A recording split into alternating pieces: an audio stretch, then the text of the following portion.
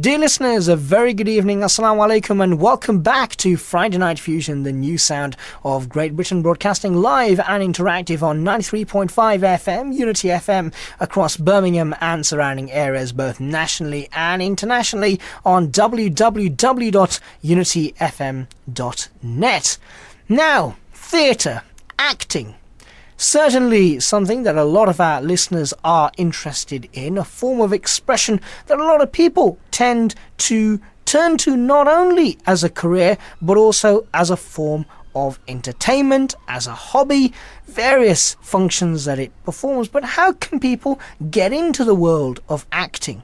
How can you possibly be there with the most well-known actors that we perhaps see on television, or even when we go to the theatre? Is it still possible in a time of great economic austerity? Can we still get there? Can we still get jobs in this particular field? Well, these are questions that many of you ask on a regular basis, and I'm happy to say that somebody who joins me here in the studio is an individual that can hopefully answer them. I'm honoured to say that in the studio today we have Mr. Ola Animashawun, who is the Associate Director of the Birmingham REP. Many of you will be familiar with the Birmingham REP. I recall speaking to a few friends of mine before I came on air today, and they said, oh yeah, we know the REP, a fantastic place to see wonderful theatrical performances. Ola, a very, very good afternoon and welcome to the programme. Thank you very much for joining us on Friday Night Fusion. Thank you very much. Thank you very much for having me on. It's a real pleasure to be here. First and foremost, you are the Associate Director of the REP. I know you have been involved in acting and directing for a long time now. What initially inspired you to get involved in this great form of expressive arts? For me, I think it's probably the same thing as it is for a lot of people, which is that basically in my early 20s, I went to the West End in London to see a show, and I thought the show was so fantastic and so amazing that I decided then that is what I wanted to do. I had no idea how I was going to do it, i.e. be an actor or be involved in theatre in some way, but I resolved to find out how I could do it and to try and get involved as quickly as I possibly could. And I think, as I say, I think that's probably the case with lots of people who are in the industry. They're just simply inspired by what they see themselves, what they see other people doing and what other people can achieve, and that carries you through. I mean, I did do some drama at school, but at that point in my life I wasn't doing anything until I saw that show. That is rather interesting. So when you went to the West End and you saw these wonderful actors that perhaps you saw regularly on TV, in the press, you wanted to be like them, you aspired to be like them, you saw them as role models almost. Yeah, it's true. I did. I didn't know that. There were only two of the actors. There was actually a play called Wonders of Albert from South Africa, so I certainly hadn't seen those particular performers before. But they were absolutely role models, and yes, I did. Yeah, I was in awe. I thought they were so skillful and so brilliant. And the other thing that I really liked about it, and what really inspired me about it, was the fact that their show was about something very specific, which at that time it was about apartheid in South Africa, and obviously it was a protest play against that particular regime and that particular law. So for me, it had everything. You know, I was entertained, but also politically aware and aroused at the same time. So it was perfect for me. Sure. So it all started at the West End, quite literally. Yeah.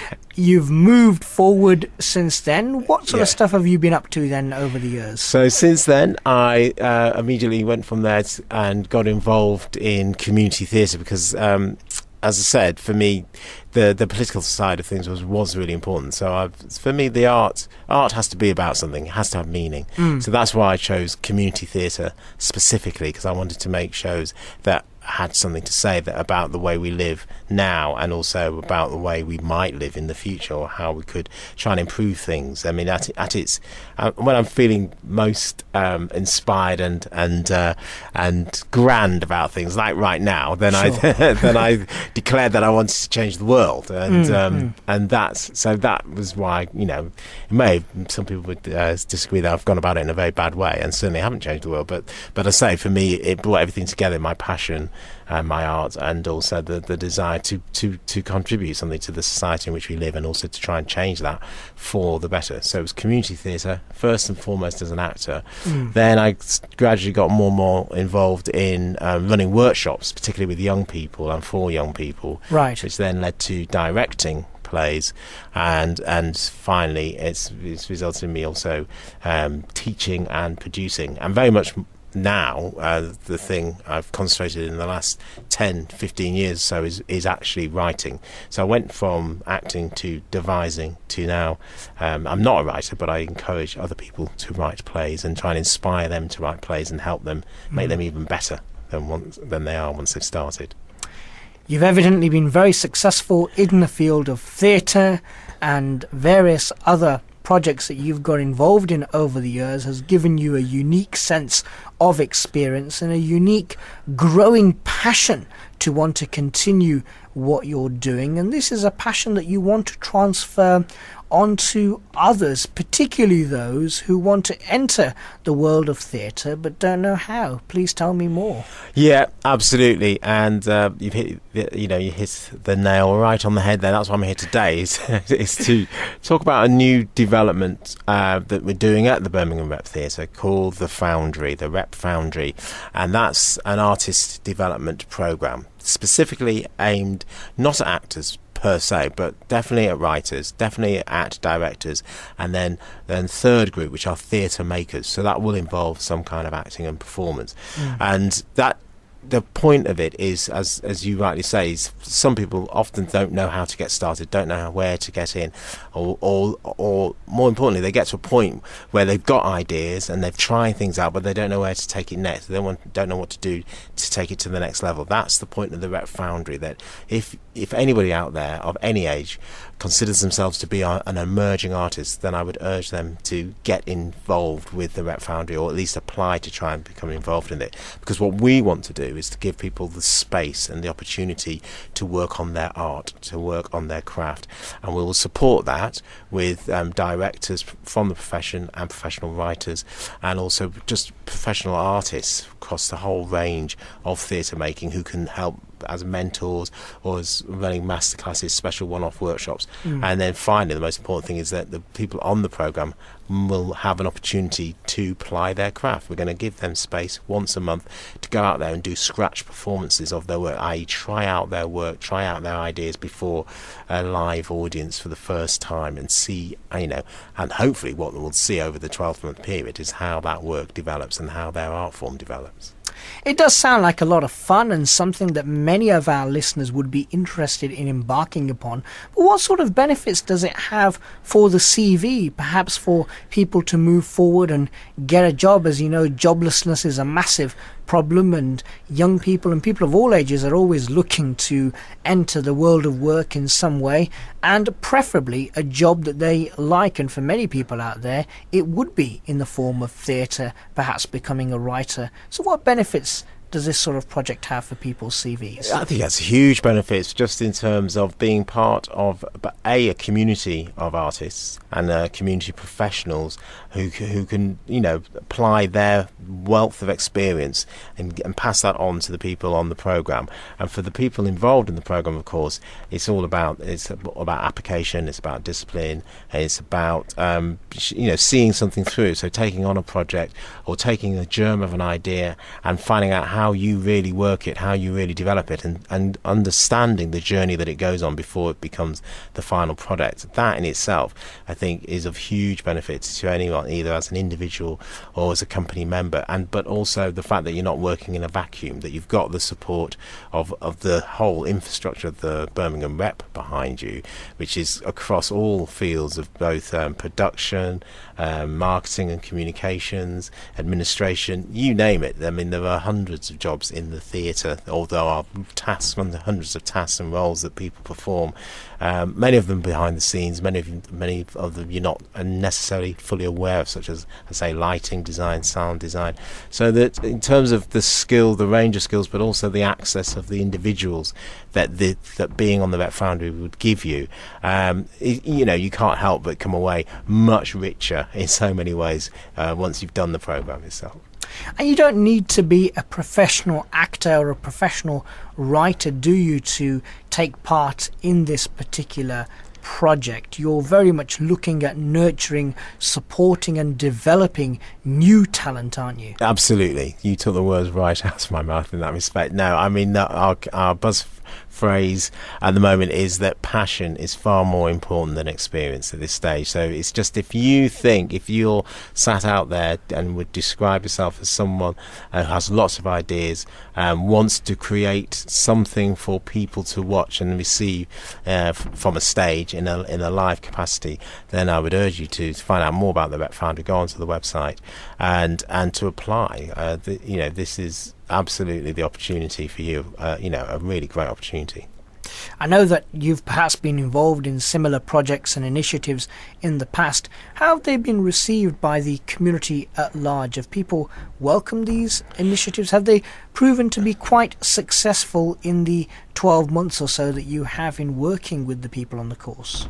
Well, this course is, this program is a whole brand new program that the Birmingham REP has put together. They've just got a new artistic director called Roxana Silbert, and this is something that this is a brainchild of hers, as it were. So she's fired this up. She's initiated it, but it's been based really on, again, her experience. She's worked in the theatre for over 20 years, and as I have myself as well. And we've done other things in the past, and where absolutely the moment the word goes out, the moment that you're absolutely genuine about the door being open, here is a real opportunity, then people are quick to take the opportunity and grasp it. And absolutely, so most of my work in the last 10 to 15 years or so has featured and focused on writers, people who write plays, and there are a whole list of people who have been on programs like this in the past, and now they are working as professional writers. It's fantastic.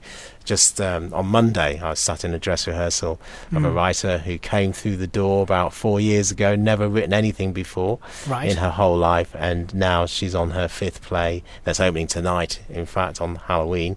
Wow.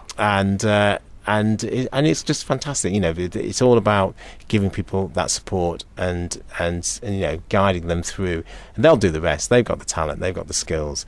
We're just here to sort of help them along the way and give them that leg up into the industry, as it were. What a lot of people would identify as rather unique about your project is the fact that you have professionals on board and people who have been extremely successful in this field, not just there to give a talk or a few words of encouragement, but very much there every step of the way throughout the program to support those people who choose to be a part of this initiative. How did you manage to convince so many senior directors and professionals to give up a huge amount of their time to support up-and-coming talent? It was easy, I'm happy to say, simply because they recognise the importance of initiatives like this, because we all start in the same way. We've all been there, and we can all readily remember how it was when we first began, where we all just needed that break, or we all just needed that certain somebody to turn around and say, yeah, here's an opportunity, here's a chance. So it's really brilliant. It's people, as you say, at a senior level, understanding it is an industry, and in order for the industry to grow and to thrive and to expand, you've always got to be encouraging fresh blood into that industry. You've always got to be encouraging new talent. And as I say, there's the great opportunity about this program is that there isn't an age restriction on it by any means. It is absolutely a genuine search for people with the right ideas, people with the right energy, with the right spirit to come along and just impress us and wow us, and then yes, absolutely, we'll be there to help you and support you all the way through. Sounds like a very exciting project. A lot of people out there I know will be shouting at the radio right now, wanting to get involved. But how do they get involved? Yeah. Do you have a contact email address or website or telephone number they can use? Yes, I absolutely do, and yes, we do. The most important thing you can do, or the easiest thing you can do, is to go online and to go onto the website. So if you go to the Foundry, which is spelled Foundry, at Birmingham-rep.co.uk. That will take you directly to the page, which will tell you all about the programme and what you have to do to apply. And as I say, well, I haven't said it, but I will say now, the application process is really simple. You really don't have to do a lot. All you have to do is to say 500 words about yourself or your company, and then another 1,500 words maximum about why you want to do the REP Foundry, why you want to be on this program of development for artists, which should, well, I know you'll already be thinking, well, that's easy, because you'll know why, because you'll have the passion for it. And to talk about yourself for 500 words, well, that's not enough. I know myself that I would find that difficult to restrain myself. So it's a very simple process. It's all outlined, I say, on the website once you get on there. If also, the most important thing is you have any questions or any queries or any doubts whatsoever, then you can just email us at that same address, and it's really straightforward. We will respond to any questions you have, I promise you. Ola, best of luck with the project. I'm sure you'll find a lot of great up-and-coming talent, and hopefully you'll be back here at this studio in the next few weeks or months or maybe years, telling us about some of the fantastic names that have come forward, and names that very much become household names so far as the people of Birmingham and beyond are concerned. Thank you very much indeed, Ahmad. It's been a real pleasure to be here, and I'm really looking forward to the whole wave of applications from your listeners in particular. I can't wait to read them. I can't wait to see them, because I know it's going to be really exciting. Can I just give you that email address and that contact website one more time? You can indeed. It is the Foundry, Foundry, at Birmingham-rep.co.uk. There is a deadline for applications, which is the 9th of November. So don't sit on this one. Don't waste your time. Really, just get in touch. If you say any questions at all, that address will work. Email us to the Foundry at Birmingham-rep.co.uk. We will get back to you straight away, or simply just go online, follow the application instructions, and send us your application.